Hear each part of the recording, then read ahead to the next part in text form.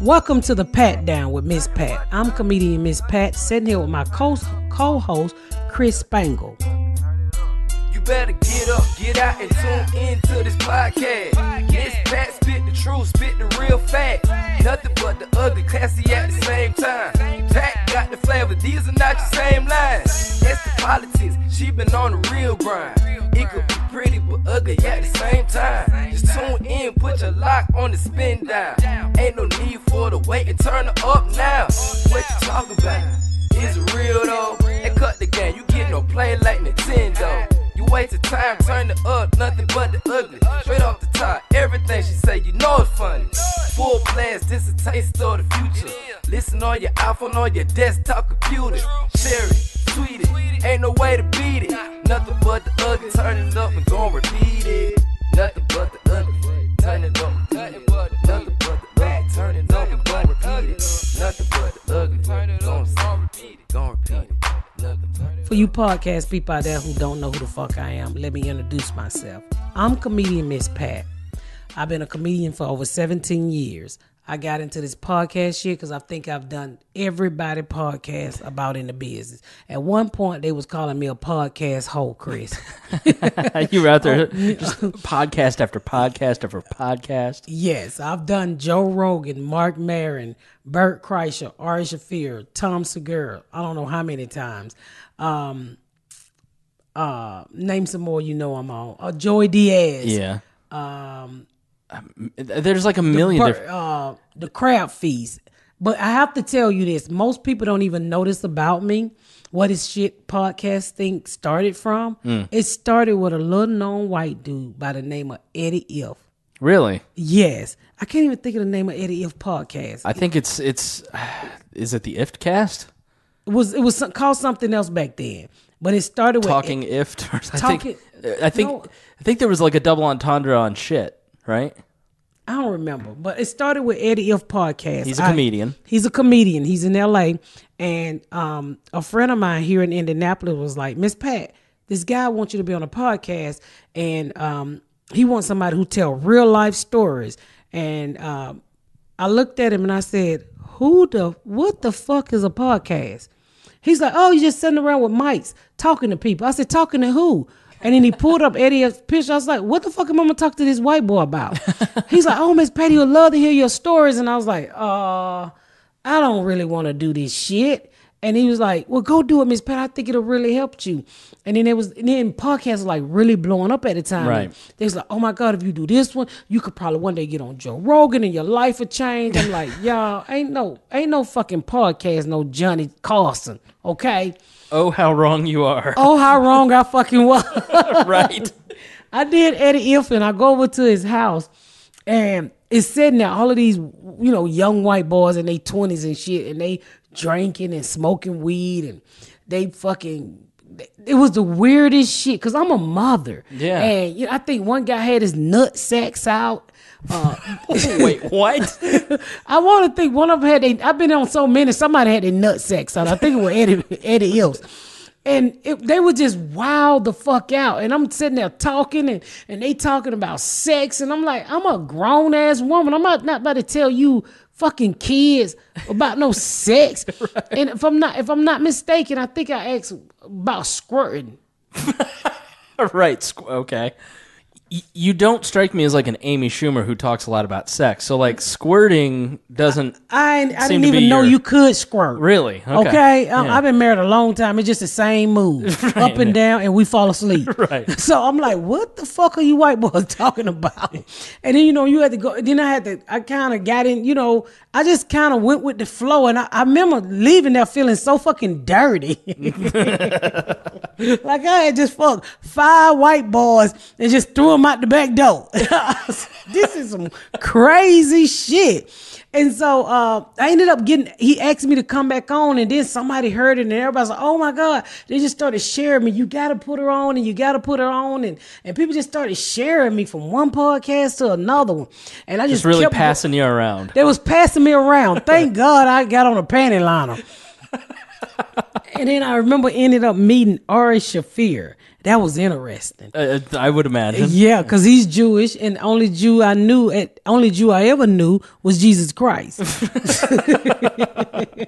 So I ended up meeting him because he was being rude on social media. Oh, ain't nobody black funny. And then they was like, you must ain't never heard of this woman, Miss Pat. He was looking for somebody for his show. Make a long story short, I fly to New York to meet him, and we sat down and we sitting in the park and we talking, and I'm telling him my life stories, and we sit in this park while all these Jews walking by, and he was like, they cynical Jews, and they had these little curly fries hanging down the side of their face.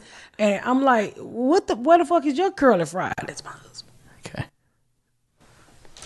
Holy shit. Did I forget the baby? Yeah, you forgot him. Did you go get her?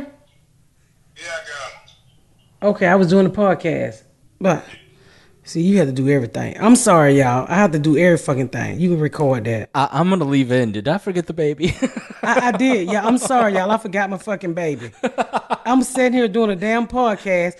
I'm unfit. I don't forgot my child. I'm old. These people just keep giving me kids, and I be forgetting I got kids because I didn't have the kids out my own fucking vagina. Every time I come here, there's like another kid that I haven't met yet. Oh yeah, they gonna keep coming. It's 7 of these motherfuckers, and I'm like, Jesus Christ.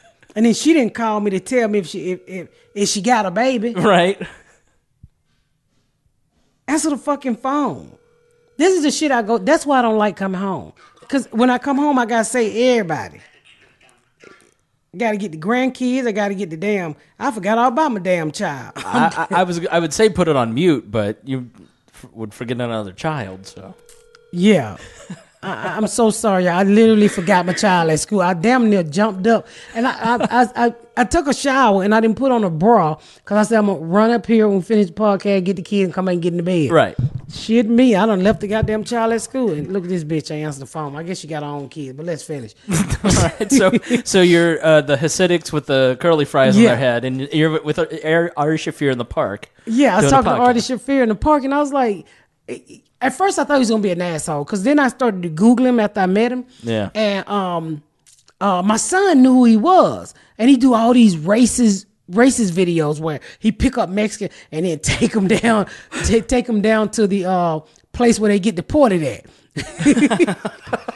See, I'm not familiar with his work. I know who he is. It was horrible. And I was like, how dare this motherfucking Jew do this to these Mexicans? He pick them up on a truck like he's going to take them to work and drop them off at ISIS. Yeah. And they all take off running.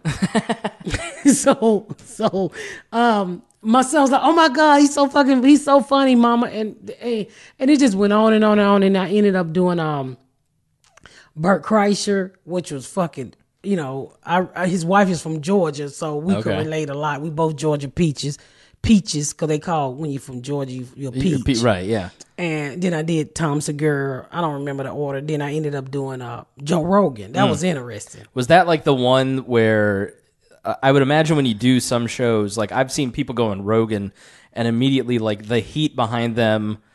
Like there's a guy that I've kind of followed named Tim Pool that was just on, and now all of a sudden like his subscribers go way off the charts. Like he made Jordan Peterson. Was he the one where it kind of like you saw a big bump? Fuck yeah. I did. I got a lot of fans from Joe Rogan. I can always tell his fan they always extra muscles, meathead, right. strong, and they eat right, and they ready to choke a motherfucker out. DMT, right? Yeah. So I went on his podcast, and everybody was like, and I listened to like one of them, and I was like, what the fuck can I talk to this dude about? I listened to the episode where he was talking to some dude about space. I'm like, I can't tell you shit about space.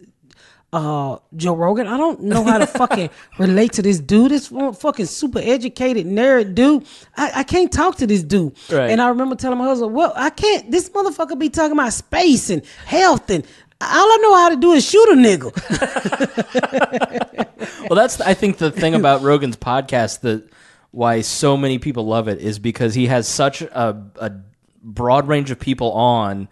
And he doesn't assume that he knows anything. Yeah. He just lets the person come on and talk and just ask them questions. It's a great conversation. Man, I got there and I fell in love with him. And I was like, oh my God, he was nothing like I thought he could. Cause see, when I got invited to his podcast, I Googled him, and I remember him from the show where he did Fear Factor. Fear Factor. Yeah. And then I started to Google and I realized he ruined Mansell's career by telling everybody he still jokes. Oh, okay. And I was like, this is a badass. And then I read this fake article that he choked out a tiger. I didn't. I mean, was it fake? I think it was fake. A mountain lion. And I was like, I can't relate to this dude. This motherfucker too badass for me. He's fucking healthy. I'm fat. I'm gonna be sitting there breathing on his mic all fucked up. I hope he got a fan. I'm going through menopause. It's just so much crazy shit that was going through my mind to try to keep me from going. And when I sat in that chair, he never made me feel less than the person that I thought he was gonna make me feel. I mean, he made me feel like I could relate to anything. He made me feel like I was on his level. Not Right. one time did I feel small talking to Joe Rogan. Yeah. And then I got all of these fucking subscribers, all these fucking people following me. My fucking Twitter was going out the change, and then everybody was telling Mark Maron, you should get her, Mark Maron, you should get her. And Mark Maron was never answering back. And this is how I truly believe the universe or God or however you want. And this is like what year? This is about 3 years ago. So like 2015, 2016. And like this is like Maron, this is when everybody was talking about Maron at that point. I mean, Rogan hadn't even, like Rogan's kind of at the top at this point, but like Maron, I remember when you went on Maron, it was like, holy shit, Miss Pat's getting famous. I don't know about that shit. I still shop at Walmart and do my layaways at Burlington. So I go on Mark Maron. I had never heard of Mark Maron. Right. I'm honestly, some of these comics I had never heard of. Yeah. And they was like, oh my God, he's the best interviewer in the world, and he's this and he's that. And I'm like, I don't give a fuck what he is. I never heard of him. I didn't know he had been doing comedy that long. I didn't know what to expect. I get there and I walk in and this dude got cats. And I'm like, I don't fucking like cats. Really? But his cats were well behaved. They didn't rub all up on you, try to pull your wig off your head and shit like that. He didn't have no ghetto cats. I was used to ghetto cats. Right. Who would fucking steal your pocketbooks. Right. And so he'd take your wig and piss in it. Okay. I was used to ghetto cats. The motherfucker will fight your ass. So we walked me to the back of the little garage and we talk. And we just literally talk. And I was like, oh, wow, this ain't what I expected. And each time I went to one of these podcasts and white boys who I didn't think would understand my life, I would always try to talk myself out of it. And when I got to Mark Maron, and everything started to happen. Yeah. Honestly, Joe Rogan gave me a shit ton of followers, really put me out there. I think that was a stepping stone for me to get on Mark Maron. And when I got on Mark Maron, I was in the process of selling a book, and we was writing up the stuff to sell it. We asked Mark Maron to hold it. He released it on a Monday. I sold my book that Tuesday night to HarperCollins. Damn. That was my Mark Maron. Really, all of these podcasts, but Mark Maron was the cherry on top. Yeah. To me getting a lot of shit. Honestly, after I did Mark Maron, 6 studios called me in to develop a TV show. 6 fucking networks. That's amazing. Yes, I had so many meetings after that. I heard your Mark Maron. I'm like, what the fuck? And I ended up, my very first deal I was in with New Regency, which didn't work out. They heard me on Mark Maron too. And then that week I had a meeting with New Regency. I can't even think of all the studios, to be honest with you, but the one that's staying out is New Regency. I don't even think they do TV anymore. Maybe the better question is like, what were they talking to you about? If you can say, like movies, TV. It was about a sitcom. I'm about to tell you. It was Imagine, which is Ron Howard company. Okay. They call, and I remember going in and meeting this little dude named John Rattler, and I'm somebody's mama. Little Jewish kid. I didn't even know he was Jewish. I just know he was white. And he was like, oh, he had that Hollywood vibe to him, which I didn't fucking appreciate at all. Right. And he put his foot on his table, and it pissed me the fuck off. Because I'm a grown ass black woman. I don't give a fuck how raggedy your furniture is. You don't put your foot on the couch and the fucking table. And, Right. and I was like, why you got your foot on the table? That's what I asked him in his office. Right. Fuck your foot off the goddamn table. And I remember him saying, he was like, so what brought you here today? Fuck you mean what brought me here today? You brought me here. That made me so mad with him. I was like, and I said, don't you fucking play with me, little white boy. I'm a grown ass woman. I've been to 5 fucking meetings. I got on this spank. I'm hot. I'm tired. And I left out of there and I said, I hate this fucker. I hated him. Yeah. And we ended up picking New Regency. And then I got out of that deal. And this is how the fucking universe worked. I got out of that deal that day. It was 9 months I was in that deal. That evening, that fucker called and said, I think we can let her meet Lee Daniels. And my manager was pretty much like, fuck off. Because he didn't like him either. And so he was like, imagine callback. I said, I don't want to fuck with that kid. He put his fucking foot on his table. It's astounding. Fucking hurt my feeling. Don't put your fucking foot on no couch and no table with your fucking shoes on. My mama didn't play that shit. We had broke down furniture on fucking crates, but you did not put your feet on that shit. So he called back and Brian Grazer. If y'all don't know who Brian Grazer is, go Google him. Fucking Hollywood. Fucking did all the Eddie Murphy shit. Rush Hour. I think he did Rush Hour. Before I put that out, I better Google that. Did a whole bunch of shit with Eddie Murphy. And he's the man. He's Ron Howard's partner. Right.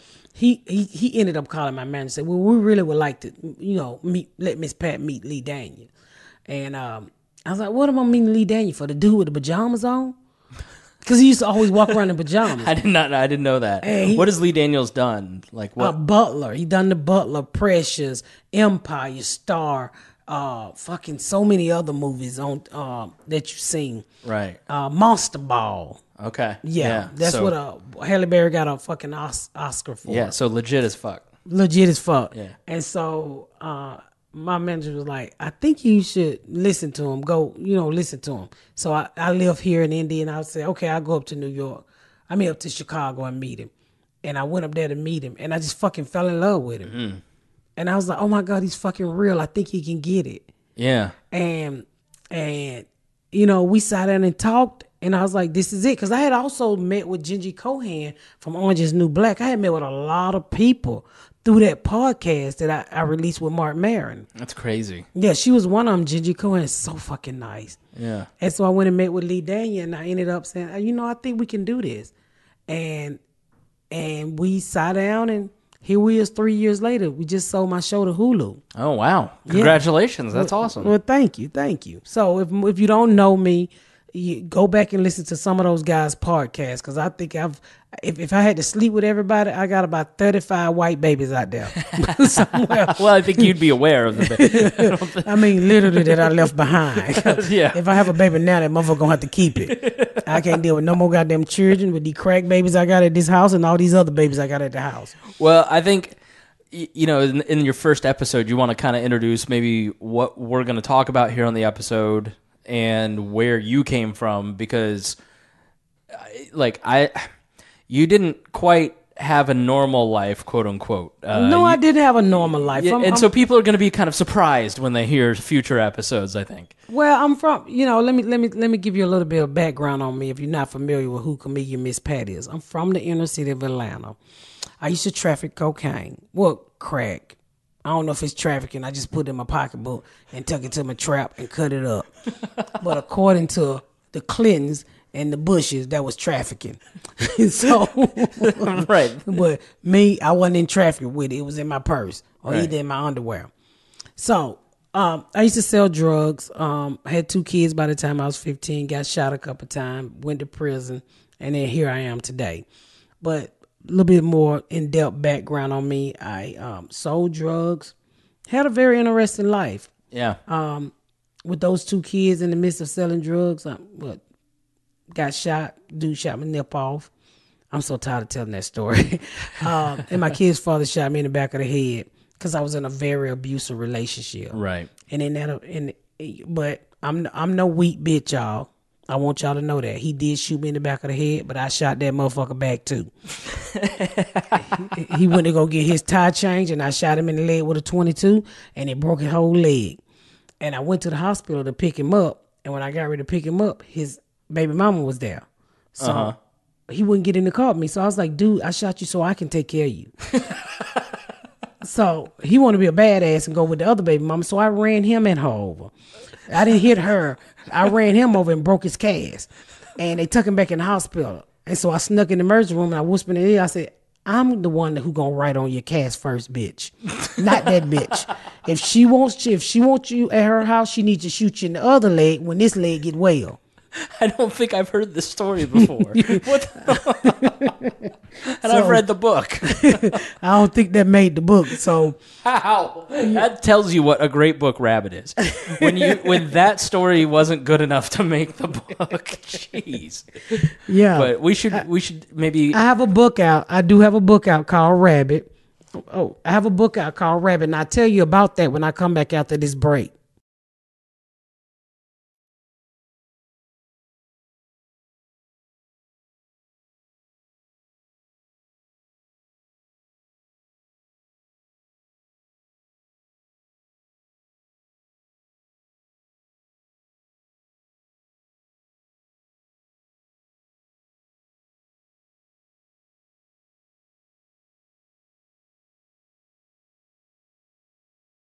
Okay, y'all, we back from this break and we're talking about my book Rabbit. Yeah.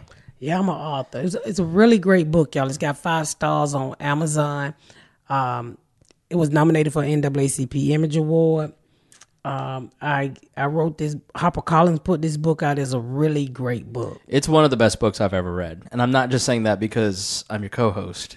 But I've known. Don't lie to me. I've known you. Well, I wouldn't. I've known you for years, and I've heard you on Bob and Tom, and that's how we met, through Bob and Tom. And I read the book, and I went, I can't believe anybody lived through any of this. But it's funny, and just there's so many great stories in it. So I really enjoyed it. It's all 100% real, too. Yeah.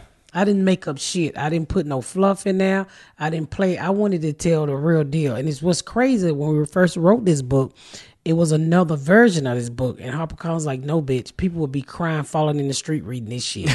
You going to have to put it like you do it on stage with some laughter with it. Right. So we took us a whole nother year and a half to rewrite the book to put some fun in it. Because I tell crazy ass stories like I'm telling now, and what you'll hear throughout all of my episodes on my podcast. I tell these crazy ass stories, but in a funny way. Because one thing I want people to realize when you listen to me, I want you to be able to laugh at any fucking thing. Yeah. That's what life. When you can laugh at it, you got control of it. Yeah. When you can't laugh at it, you don't have control of it. And that is the realest shit you gonna ever fucking hear. Yeah. You have to be able to laugh at it. That shows growth. People like, how can you laugh at being shot in the back of the head? It took me 2 years to get that bit funny. I don't tell it anymore. I said my kid's father shot me in the back of the head. It wasn't his fault. It was my fault because I ducked slow. Okay. Yeah, but it took, because people like, shot in the back of the head, you a girl. No, bitch, I was a crazy bitch back then. I'm a girl now. I'm a woman now. I was a crazy bitch. You can shoot me and I still run after your ass if I could. But that's what you get in this book. Crazy, funny stories.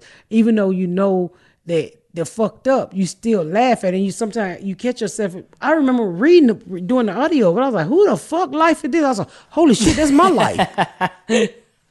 So and that's one of the things you'll hear week after week when you tune into this podcast too, just real shit. Yeah, I think it's going to be a mix of kind of talking about the news and talking about life. Life, people, race, kids. I got fucking kids I'm sick of. Whatever happened to the ice cream man who take your kids around the block and bring them back? Okay, miss. All right. See, it's jokes. You're gonna get jokes like that make me uncomfortable, but she thinks it's funny. I think it's fucking hilarious. I told somebody once. I said, "What happened to the man who used to come out of your school with his dick hanging out, who made you run home faster?" I was like, "Pat, they lock his ass up now." That's called Catholic school. You and I met through Bob and Tom. Yeah. If you're introducing yourself, then they definitely don't know who the fuck I am. But we met through Bob and Tom, the Bob and Tom show. I work there. Bob and Tom is a syndicated show here in Indianapolis that's in a lot of fucking markets. Yeah. And I started doing that show I've been here 12 years, probably 12 years ago. 11 years ago, I started doing this show, syndicated show called the Bob and Tom Show. I would say it's a mostly It's a mainstream. Yeah, it's like a generic, broad, middle American audience. Yeah, it's Midwestis. Right. Is that a word? Midwestis? Midwestern, yeah. Western. Oh, I'm sorry. That's why I got Chris here to correct my English. Sorry. My daughter told me English was my second language. I was like, what, bitch? I'm American. So I started working there 5 years ago, and I met Miss Pat, and we've just become friends over time. And then she's like, how the fuck do I start a podcast? Because everybody kept saying, you need to start a podcast. I was like, dude, I got to put on makeup. I got to take a bath. I had to take a bath before you got here. Yeah. I was like, oh, I got to do shit I don't want to do. And everybody just kept saying, you should do one. You should do. What the fuck am I going to talk about? And I don't know. I was in L.A. Actually, this is what really made me put my foot down. I talked to you a couple of days before. And I went out to L.A. and I bumped into Joe Rogan. And he was like, Miss Pat, it's time for you to start a podcast. Yeah. So how the fuck do you say no to Joe Rogan? You can't. You can't fucking say Joe. Not only do he look like he'll choke me, I'm kidding. I'm just fucking playing. I choke his ass back. He's a nice guy. But how do you say no? He's like, you should really, start a podcast. I think your fans will love it. And I think it would also help, other things, your comedy career, other things. And we talked for fucking 3 hours. And I said, Joe, I'm going home. I got this little cute white kid that want to come to my house and fuck with me and my black family. And we're going to start a fucking podcast. And I don't know what the fuck I'm talking about. I don't know how I'm going to do it, but I'm going to start a podcast. Yeah, I've done podcasting for like 10 years, and obviously I do it as a day job. And I've been... for months, you've kind of mentioned it a couple times. I'm like, you'd be a natural at this. And I've been surprised at the hesitation a little bit because I don't know why there would be hesitation because you just are a natural storyteller. People, when I see you come on the Bob and Tom show, I see our audience. It's overwhelmingly like, oh, I love her. She's so great. Like, then you have them haters. I see them haters. Yeah, you have that. But, I tell them fuck off. You put your head out of a hole, somebody's going to try and knock you down. But so I'm excited to be a part of it. I thought I was coming over to run recording, so I'm honored to be a co-host. I think that's awesome, and I enjoy talking to you. You live now where I grew up. Yeah. And which is a very white suburban town in Indiana. Very, very white. Very white. I think it's 3. It used to be just me, the white black person. I think we got about 3 or 4 of us in the neighborhood. Well, now. we didn't even know this, but we had met years ago. I came to your house and ate at your brother graduated with my son. Yeah. And I remember you being there, but I don't remember you like that. Yeah, I just remember going, my brother has black friends. This is so progressive. And my son, when I told my son your last name, he was like, the fat white kid with the glasses? I'm just chubby now. He lost a lot of weight. And I was like, you never gonna believe this shit. His brother do a fucking podcast with me. He was like, for real? I remember his brother. But I've always enjoyed talking to you because you come from a place that I have never been exposed to in my life. I don't understand. You come from a place I've never been exposed to, and I didn't understand. Yeah, and I think we come from 2 different worlds, and I've just always enjoyed, like, when you're in the green room and we're having conversations, we enjoy talking to each other, so I think it's going to be fun kind of getting to know each other a little bit better and then have conversations about our different worldviews, because... I mean, I come from a white male, middle-class suburban I tell you one thing perspective. That shocked me when I moved here, you guys. When I first moved to this all-white neighborhood, I lived in an apartment before I built this house. My neighbors knocked on the door and gave me a cake. Yeah. And I'm from the hood. One thing you don't do is you don't come to nobody's house and knock on their fucking door and give them food, which was shocking to me. And I called my girlfriend who lived in a white neighborhood, and I was like, bitch, you ain't gonna believe this. She was like, well, I was like, this white lady just gave me a cake. Should I eat it? She's like, girl, eat that cake. They just don't want you to break in their house. And it was one of the best fucking cakes I had ever eaten. And she was like, she baked me the cake and said, I know it's hard moving from one state to another one.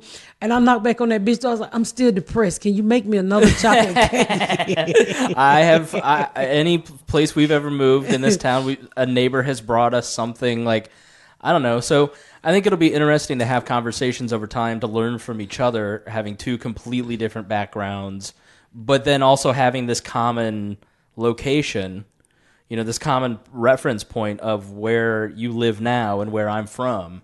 Which is weird. Which is very odd, yeah. And when I first moved here, they had corn everywhere. Everywhere, So I'm from the South. I'm from Atlanta. Never seen corn like that in my life, other than the movie Children of the Corn. So 5 minutes west of here, it's agriculture. Well, I know that now. Yeah, I mean, that has to be a weird. So when I first moved here and I was going to the apartment to rent because we was going to build immediate because we was like, we ain't moving again. And so we ride by all of these cornfields. Well, I didn't know there was cornfields. So I tell the guy, the realtor, I was like, sir, I don't want to move here. He's like, why? I was like, these people don't cut their fucking grass. He's like, he literally pulled over and he turned pink. And I had a straight face. I said, what the fuck are you laughing at? I don't live around people who don't cut their grass. Right, yeah. I said, my old neighbors cut their grass. These people need to cut their fucking grass. He said, ma'am, that's corn. I said, what the fuck y'all need with all that goddamn corn, man? That's amazing. How did you end up in this town? Like, I don't think I've ever asked you that. Like, how did you go from Atlanta to here? Well, my husband works at Allison, which is General Motors. Right. So they gave him a list of area where, and I'm not lying to you, what good schools were, right, and where not to fucking go. Right. So I'd never been to Indiana a day in my life. Yeah. And so they gave us lists of like really good school systems and what was close to the airport. And so when I called this realtor dude up, I was like, hey, we want to build a house. Well, I'm getting an apartment, da-da-da. And he was like, this is a growing community. I don't want to say my community because I don't want y'all out here fucking with me. He's like, this is great by the airport. And so it ended up, no, I know what it was. I found an apartment that was close to the airport. Okay. And they gave a discount because my husband worked there. And I'm all for the discount because I was a coupon. I'm all for fucking saving $1. So when the realtor picked me up, he was telling me about this community. It's a building. My subdivision wasn't even here then. Yeah. All this place is growing and we getting the mall and da-da-da. And so nobody ever said it was all white. I didn't realize it was all white till 2 days after I walked out my door. I was like, what the fuck is the black people and the Mexican and the people still? No, it is. When I was in school and I graduated 2002 and it was 98% white and the 2% was Muslim, because there's a big denomination here. And so I don't think I had a black classmate. And the thing about this town is like it's all white, but it's a Quaker thing. Like it was big in the Underground Railroad, so like we were always taught like don't treat black people differently. So for me it's kind of confusing to grow up and live in a totally different world and be confronted with racial issues because we were always taught don't treat anybody differently regardless. But that's hard when you don't know any black people. Yeah, like how do I treat somebody that I ain't never seen? I've never tested this theory out. Yeah, I never tested this theory out.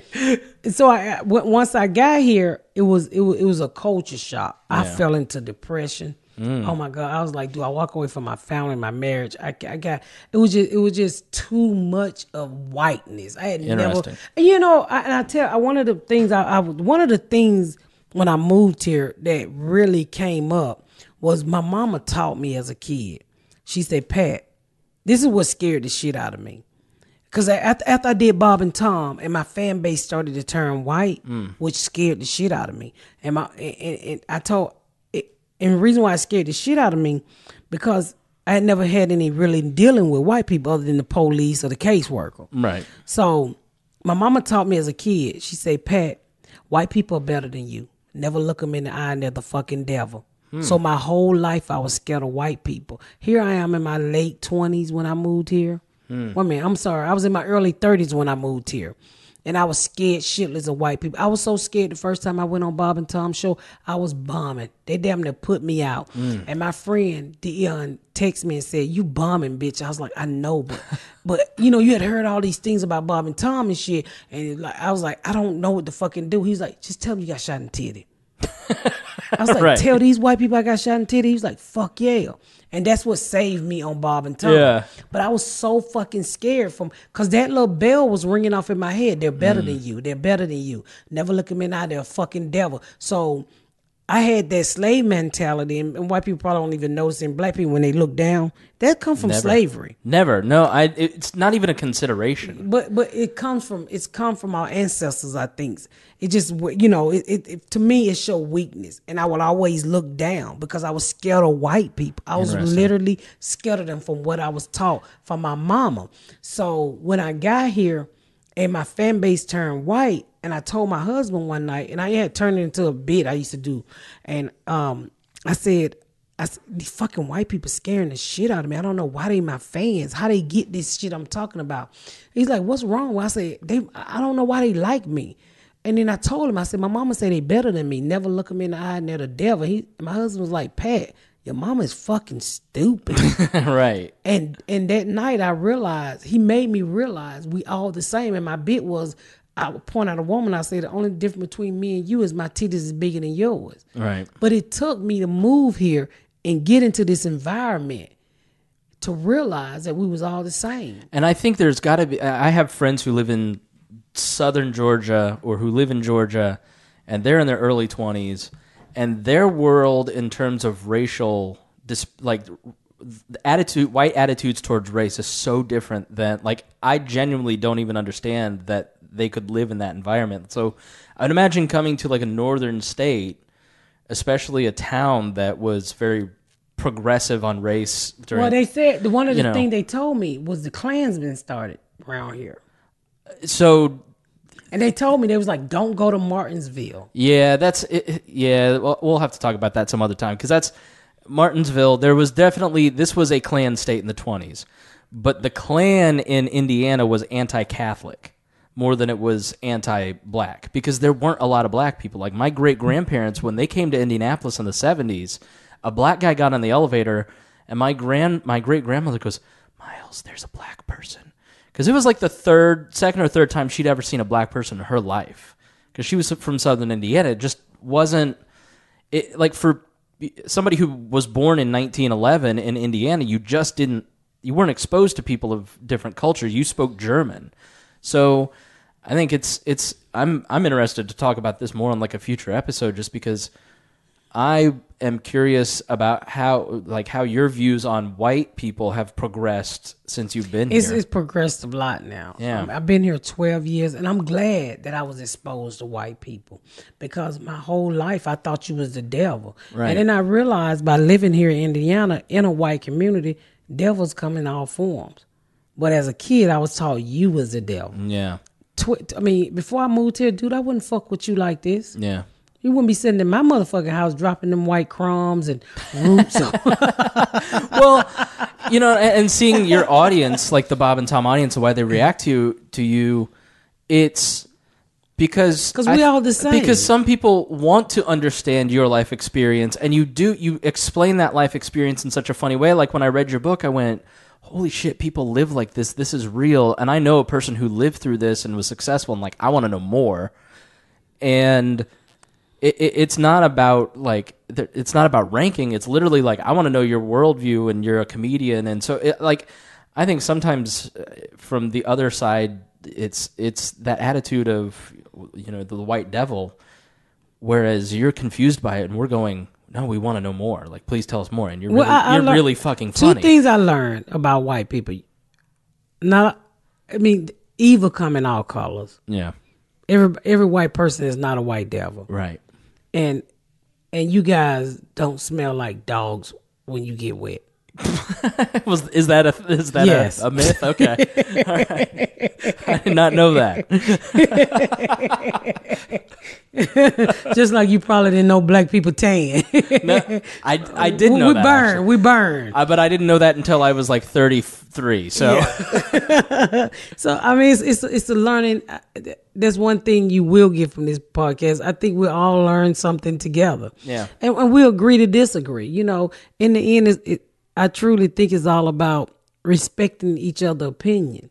You believe what you believe. You know what I'm saying? Some people, you can't change their mind on what they believe. I'm willing to learn. Yeah. I'm willing to listen. If it's whether I believe it or not, I'm willing to listen. Let me just say that. I want to know what the fuck you're thinking. every person is worthy of dignity and respect, and you have to start there when you're having conversations. And you should give more respect to people that you disagree with, and then you will learn more. That's how I approach the conversations. Like, if somebody is on the other side of the political aisle, I try to respect their opinion more and listen more. Just because, I mean, I might call you stupid, but it's fine. I'm over it. You call me Sunday. You stupid. You put the wrong price on there. But it's truly out of love, you know. But it's nothing wrong with disagreeing with each other. In the end, it's all about respect. And I think I truly hope that's what we can show here on this podcast. I can't wait to interview some interesting people that's totally opposite from me. Yeah. That literally be sitting across from me that I would like to slap the dog shit out of. But in the end, it's all about respect. That's your fucking opinion. Yeah. And that's what's great about this country. You get to have your fucking opinion. Right. We're not ruled by somebody who say we all got to eat and think the same. And let's keep it that way. I sure hope so. I fucking hope so. We will see. We will see. Until next time, y'all. Until next time, y'all, make sure y'all tune into the next episode of the Patdown. Thank y'all so much for listening, y'all. This I've been Miss Pat and Chris Spangle. Chris Spangles, y'all. Like the Star Spangled Banner. Without the D. Without the D.